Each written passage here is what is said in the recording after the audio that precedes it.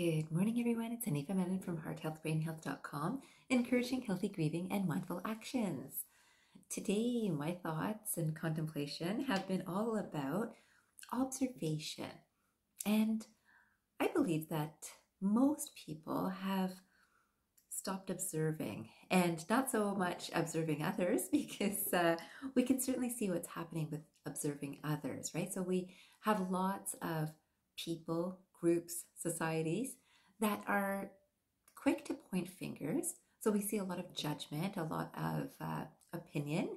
We hear a lot of opinion, whether it's in writing or whether it's in speaking, right? And we also see a lot more aggression. So this is happening with our observation of things outside of us. Now, a lot of people are also trying to understand themselves a little bit better, and this has been a direction for the world for much of our lives.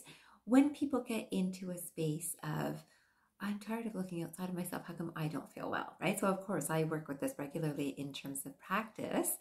But of course, when I'm working with clients, it's often when people know that something's not right. So either they've got a diagnosis, or they're not able to sleep, or they're not able to do some sort of physical function, or sometimes they're very strongly emotional. So that's changed their life. So until that happens, most people aren't really observing themselves. And even in those times, I will see that more people than not will look for the quick fix solution. Give me something to take so that I can get over this. And of course, this is not the work that I do. I do not do quick fixes, though I do have ideas for people that require a temporary solution for something. And I do feel that I'm not strongly in favor of band-aid solutions, though I do believe that sometimes temporary solutions are important. But today I thought I'd talk about this whole idea of observation to know thyself. And unless we're actually interested in knowing ourselves, we won't notice the patterns that we get ourselves caught in regularly, because I believe that all of us are working through some soul journeys in this life experience. And there's the collective journey and there's the individual journey. And I'm going to share a few quotes with you today and just elaborate on this just a little bit. So the first quotation I wanted to share is by Marcus Aurelius, one of my favorites. And this quotation says, "Nothing has such power to broaden the mind as the ability to investigate systematically and truly all that comes under thy observation in life."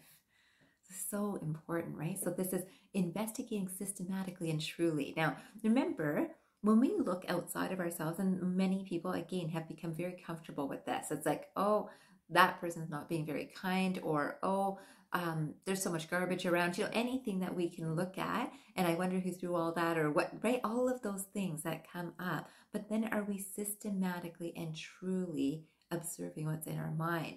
If I'm particularly sensitive to people speaking to each other and how they speak to each other, I will notice that what I notice in my environment are people speaking to each other. And I'm aware of, I think that's very kind communication. I think that's not very kind communication. I can see my own mind if I am systematically identifying what's happening in my own mind, or observing, I'll say, not even identifying, but observing what's happening in my own mind. It shows me exactly where I'm at, right? And what I'm going to experience outside of me.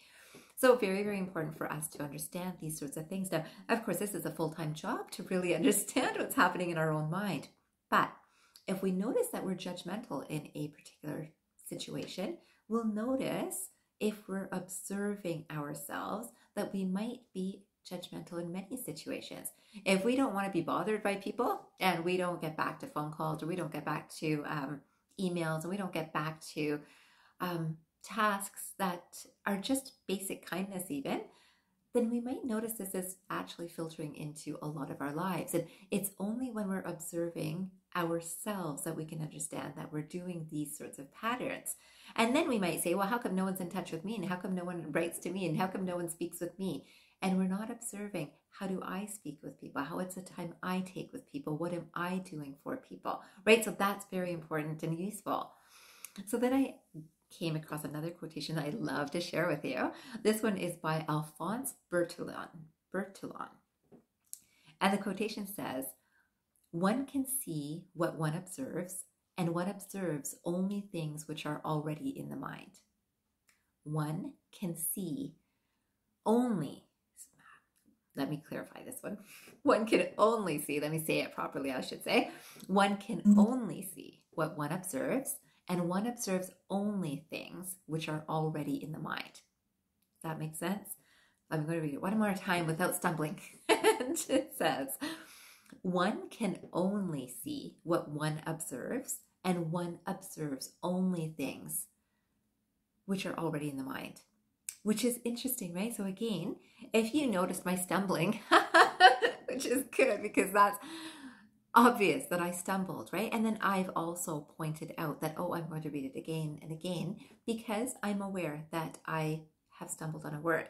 Now, let's say you heard me and you might have laughed about it and laughed with true amusement, just lighthearted laughing, right? And another person might be like, boy, well, she doesn't read well, right? See if you can observe your own mind as to what's just happened in this process, this simple experience. What has happened? For me, I laugh about it because I stumble all the time, whether physically walking, whether in life, or whether on words. But I'm always amused by it because it's just an observation of me, right? So that's interesting to understand this mind, this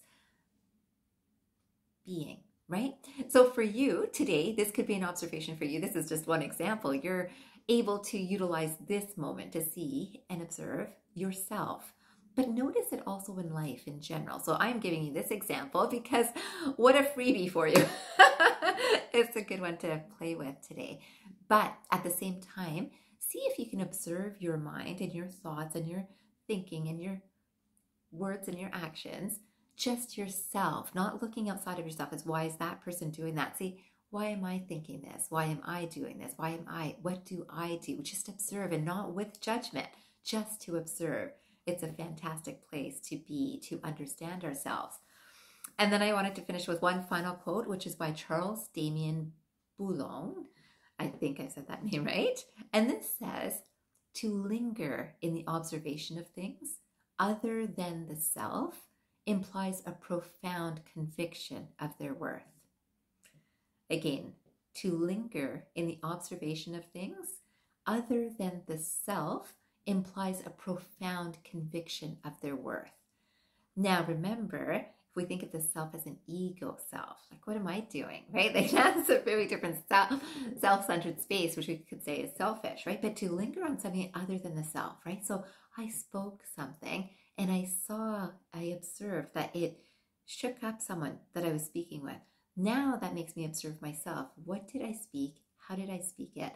How does it make a person feel, right? So I am observing the totality of this, what has come through me, what has affected another, how that experience is in its totality. I leave you with that, and I just absolutely love the idea of lingering on the observation of things. And if you understand this, you know that this is how we look at nature, right? I love this picture behind me because nature is there, and to linger on little details of whether nature itself, less so photography, but I think photography is fun that way too. But truly looking at even changing clouds or flowers or the seasons or anything, we've lost that ability because we're not practicing this art of observation. Today, I encourage you to practice the art of observation, and I wish you a fabulous day ahead, and I hope you remember, transform your mind and transform your life. Have a great day, everyone.